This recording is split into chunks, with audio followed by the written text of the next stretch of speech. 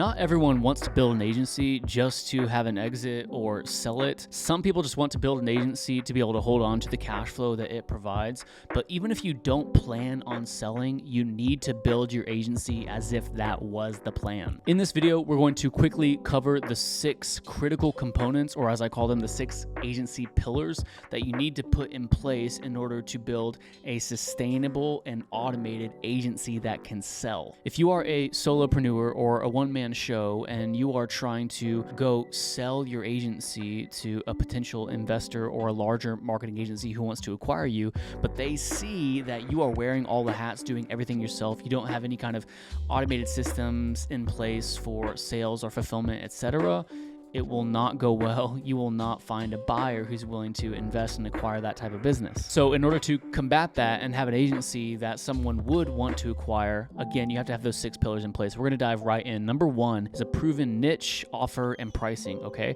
When I say niche, it doesn't have to mean an industry that you're involved in. It could mean niching down to a certain avatar type. It could mean niching down to a certain service, okay? But regardless, your agency needs to be a specialist and be focused on one thing that you're really, really good at. People who acquire marketing agencies like to know that this agency is a specialist in one area, which makes client attraction and client acquisition much, much more effective. And then when it comes to offer packaging and pricing, the buyer of an agency is going to want to know that your agency has an offer and a pricing structure that is very, very proven out. An offer and a pricing structure that you've used to accumulate dozens and dozens, if not hundreds of clients over the past few years. Number 2, historically consistent client inflow, okay?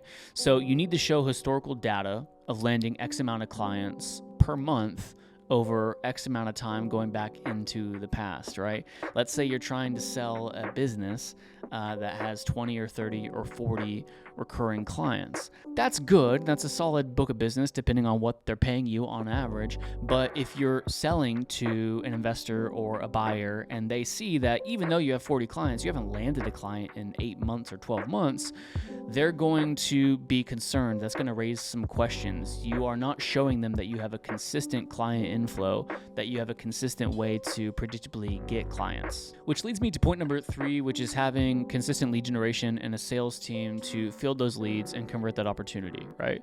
So in this whole 6-pillar agency model, we talk about lead generation, sales process, closing, onboarding, fulfillment, account management.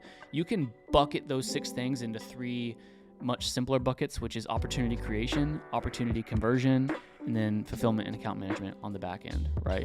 You need to show a potential buyer that you have the ability to create opportunity and the ability to convert that opportunity. But again, it has to be done without the owner. If you're showing them that you have a lead generation system and a sales process to close deals, but all of it relies on you, that's not a very attractive investment, okay? If the whole business, again, is built around you, then when you leave because your business has been bought, the business is going to start to crumble, and that's not the type of business that someone would want to buy. By the way, the building out of a lead generation system for my agency and the ability to build a sales team and train and manage appointment setters, SDRs, closers, etc. This is what allowed me to scale up my agency from ground zero to a 7-figure run rate within 11 months and then successfully sell my agency and then go and start another marketing company, okay?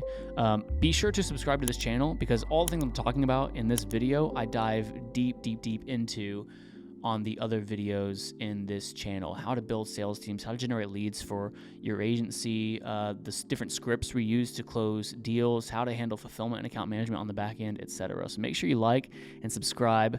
Let's get back to the list. Here's number 4, which is a painless onboarding process, okay? Whenever you dial in your client acquisition process and you've mastered the art of generating opportunity and converting that opportunity, the new, I call it silent but deadly bottleneck, will be your onboarding process. If you get really good at acquiring clients and fulfillment is also working by itself in an automated fashion because you have a team or a white label company or whatever, the bottleneck will become the onboarding process. Can you smoothly and efficiently onboard clients in a way to where they do not experience buyer's remorse because they're frustrated within the first 30 days. Number 5, and of course this is right after onboarding, but efficient and quality fulfillment. Whether it's in-house or white labeled, you need to make sure that you are not the bottleneck in your fulfillment system. You need to make sure that whether you're landing 2 or 5 or 10 or 20 new clients per month, you can handle all of that client inflow in regards to your fulfillment without breaking the whole system. And number 6, 5-star account management and client communications, okay? This is one thing you have to understand, especially after getting really, really good at client acquisition like we teach our members and agency collective to do. You have to understand that 80% of client retention is account management, okay? The account manager, the person who has the relationship with the client, they are who shapes the experience that the client is having on a day-to-day basis with your agency, okay? So if you have a client that's honestly not getting superior results, they're just getting okay results, but they have an account manager that communicates with them very, very well and keeps them in the loop and also lets them know how we're trying to improve for them, that client has a much, much higher chance of staying on board than a client who maybe you're producing superior results for, but you neglect and never talk to. And so even though you're producing great results for them, they might not even know it because you're not sending reports, communicating that with them, checking in on them, seeing how the service is going from their perspective. Because maybe you've been in this situation too, but there have been cases where we have been crushing it for our clients and we know we're crushing it for our clients, but they reach out of nowhere and they're like, hey, I'm kind of frustrated with how the results are going. I may want to cancel soon. What we do in that situation, number 1, is we get them on a realignment call. Okay, we hop on a Zoom call with them and we basically have to realign the way they are perceiving the service and the results versus how we are perceiving the service and results. Because just like I was saying, we've been in situations where we're kicking butt for our clients, but simply because we haven't been communicating it well enough, they're not in the know and they don't even know that they're actually getting great results whenever we compare it to industry standards, etc. Okay, so you need to have 5-star account management and communications with clients. Again, 80% of client retention is account management, and 80% of succeeding in the agency world is retention. So all that is a big, big deal. Okay. Also, to a buyer who's thinking about buying your agency, you need to show historical data of low churn rates. Okay, if you're an SEO Google Ads agency, you should have churn rates in like the 4-6% ish. If you're a paid ads agency, getting it below 10% is awesome, but you need to have low churn rates, and your buyer, if someone's acquiring your agency, is going to want to see historical data going back a year, 2 years, 3 years, however long you've had your agency, that shows them that you are able to keep clients on board because of the quality of your onboarding process, the quality of your fulfillment, the quality of your account management, and all of the systems that we've talked about in this video that should be in place. Okay.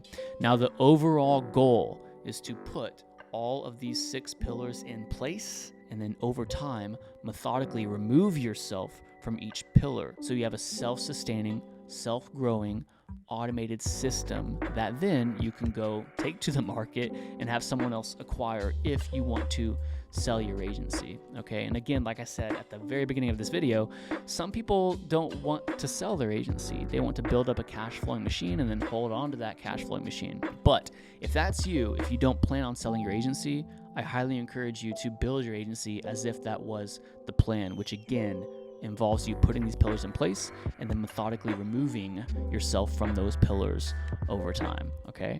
If this was helpful to you, please like and subscribe. I'm going to be going in depth on a lot of other topics, such as client acquisition and sales team growth and management and all the other things we talked about in this video. So please like, subscribe. I'll see you in the next video.